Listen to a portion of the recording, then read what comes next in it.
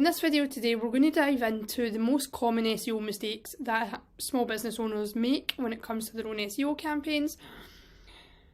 And we're going to talk about how you can avoid them. Now, first things first, let's just say it's better to be making mistakes with SEO than not attempting to try it at all. 92% of all UK adults now use the internet, compared to only 25%, around 25% at the turn of the century, which means that this online world, this digital marketplace, has seen an incredible trajectory over the years, and you want your business to be part of that. So it's always important to just be trying with your SEO. Mistakes happen, we all make them, but hopefully this video will help you avoid making some of the most common ones, or if you've already made these mistakes, it will help you figure out how to fix them. Okay, so mistake number one that people tend to make when it comes to SEO is not choosing the correct keywords, or choosing no keywords at all. You have to fully understand what it is that your customer is looking for in order to be able to serve them correctly. Now, keywords, in case you don't know, are the search phrases we put into any search engine. That could be Google, but it could also be Pinterest, YouTube, Etsy, eBay. Anywhere we go to search for information, products or services is essentially a search engine. And knowing what your clients are looking for and understanding the intent behind that search is vital. Otherwise, people won't find you. So for example, if your website is a location-based hairdressers and you want to tackle local SEO, then your content could be things like hairdressers in Glasgow, or if you're a wedding hairdresser Glasgow. Then the people who are searching for that are more likely to see your website listed. You have to really think about the questions you're being asked by your potential customers and really make sure that you know how to properly target them with keywords, and each page of your content and your blog post should have that in mind. Always focusing on the user intent. What's the intent behind it? Are they looking for information? Is it commercial, transactional? What do they want from this search term? You can use tools like SEMrush to help you come up with keywords, or Keywords Everywhere, or even just good old Google. You can go over onto Google, type in what you think your clients are looking for, and take a look at the people also ask questions. You could jump over onto a Reddit thread. All of these places are great ideas when it comes to finding keywords to help your business. Search engines like Google are focused on making search as relevant as possible and as useful as possible. So you have to make sure when you're choosing your keywords, you're choosing ones that are as relevant as they can be for your business type, your location, the search intent, your target audience. You have to make sure that you are providing something that is better quality than what's already ranking. And once you do all of that, you'll see your search rankings increase, you'll see your traffic increase, and you'll see your sales increase. So if you haven't really thought about your keywords yet, now is the time to do so. The second most common mistake I see people making when it comes to their SEO campaigns is that their websites are just slow, they're unappealing, they're hard to use. User experience is vital, and so is how quickly your website loads. Search engines don't really like to promote websites to their users that are slow or unappealing. The website speed will affect SEO. Page speed is a ranking factor, but more than that as well, if your website is really slow, studies have shown that the longer it takes your site to load and to give people the information they're looking for, the more likely they are to jump off of your website and onto that of your competitor. So you will actually cost yourself customers if you have a website that's slow and unappealing. Even if it gets to page 1, position 1 of Google, and people are finding it and they're clicking through, if they're taking too long to get the information from you, they're not going to hang around. So it's vital that your website speed is as quick as it can be.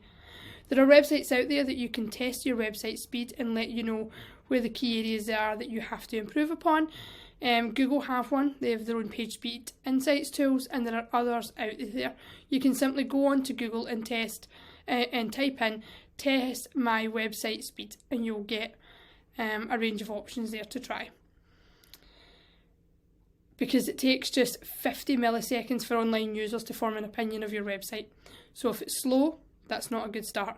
And the same goes for if your website is unappealing, if it's clunky, hard to read, hard to navigate, and if they just don't really like what they're finding. So you have to make sure that your website is aesthetically pleasing as possible and that it's really easy to use. If you can get a website that loads quickly, that people can navigate through easily and take their desired actions, then you're absolutely onto a winner. The third most common mistake I see small business owners make is letting their content become stale. Targeting keywords are great and making sure your website looks great is so important, but it needs to be included in up-to-date, interesting and relevant content. All the content on your website should be accurate, valuable to the visitor, it should be keyword focused and it should be engaging. There should be regular calls to action on your website's pages, and if there isn't, it's time to add them. Don't be tempted with this surge and rise in AI to just plug in a keyword into an AI generator and then lift that directly from there and onto your website. You need your content to be more personal than that. You need to answer more than just one main keyword. You need to answer additional keywords. You need to be given depth and value to your content and making it something that is really relevant to the user so they keep reading and are tempted to come back again and again. AI can help you get a jumping point for any content you put on your site, but it should never be the final results, because too many websites simply don't pay enough attention to the quality of their online content. It has to be something that offers value to the website visitor. And that's the same whether it is your service page, homepage, about page, or your blog posts. Strong blog content can really help with SEO. It can provide great visibility, it can help you remain current, it can enhance the trustworthiness both amongst the search engines and your ideal customers who may be visiting your website. And blog posts have been shown to be one of the key areas to help you really boost engagement on your site, and help you get new people on your email list, help you grow brand awareness, but that will only happen if the blog content is really good. So therefore, have a look at your site and go through it and give it an honest content audit. Is what's there good enough? Does it need improving? Does it still serve your target market? I suggest that people split it into 3 camps, and it is staying as is, so the content doesn't have to change at all. You're staying but needs improving, so it's staying on the site but you maybe have to increase the content length, add some more depth to it, offer more value. Or the third one is get rid of, and that's for the content that really doesn't properly serve a purpose. If it's old content, stale, and there isn't really any way to update it, then just remove it from the site altogether. Okay, so the next mistake I see people making is not optimising for mobile. We all use mobile devices every single day. Our searcher habits are changing. We are as often searching on a mobile phone or an iPad as we are on a desktop or laptop. And actually 55% of the current market share belongs to mobiles, with desktops coming in at around 42%. So if your website isn't optimised for mobile, then you're losing customers straight away. If they're coming on and they're finding something that is really just unappealing, it's hard to read on their phone, that they can't skim through easily and quickly. And the other issue is Google have mobile first priority when it comes to their indexing. So if a website isn't mobile friendly, then it won't be high up the rankings or the priority list for Google to rank as your competitor site that is. So making sure that you are set for mobile is one of the most important things you can do to help your business grow in the search engines. Now this next mistake I see business owners make is one of the easiest to fix and one of the easiest to bring around quick results and quick wins once you have fixed it, and that's not using internal linking within the copy of your pages of your site. When it comes to SEO, it's the strategy I love almost more than any other because it can bring amazing results for our clients' websites. This strategy is all about utilising the power of internal linking between pages and blog posts on your website.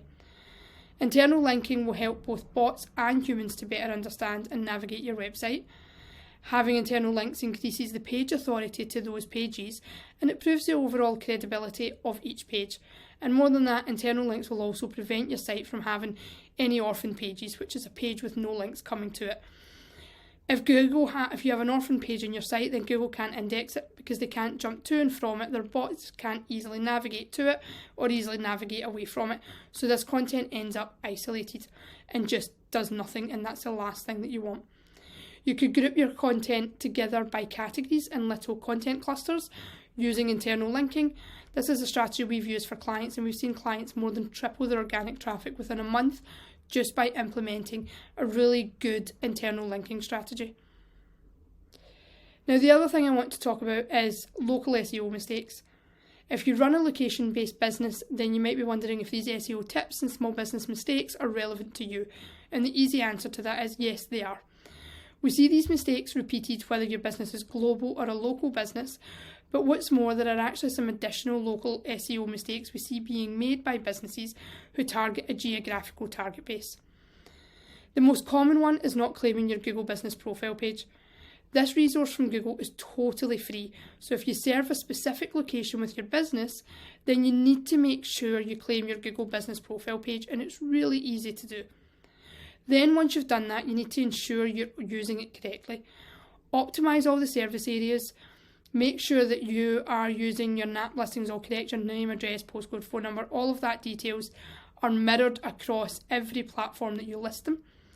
You want to make sure you list all of your services you offer, all of your locations that you offer.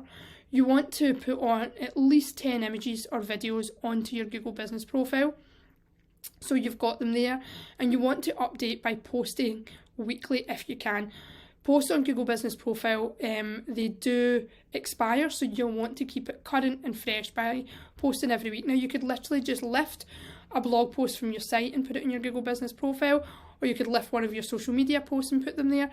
Just keep it updated. And the other thing you're going to really want to do is ask your clients to leave you Google Business Profile reviews. And then when you get those reviews, make sure you reply to them. Even if you get a bad review, reply to it as well. Bad reviews and good reviews actually both help your website rise in the search engines. So don't be too afraid of bad reviews. Just be polite, professional and respectful when it comes to replying to them. And then move on. Don't let it get to you too much. And add a frequently asked questions section to your Google Business Profile as well, so that your potential customers can find really easy to answer questions there without having to dive in too much. And the other common mistake I see people do is don't update seasonal hours. So if you're going to close for Christmas or for Easter, if you only work one day at the weekend, or if you close for the weekend completely, make sure that's all on your Google Business Profile, so it's easy for potential clients to navigate your business, to know when you're available to serve them. So these are the most common SEO mistakes I see small businesses make. If you've made any of your own, if you can think of any others, then I would love to hear about them. You can pop them in the comments below, or you can always email me if you have any questions over to Marion, Marion, @theSEOupcycler.com.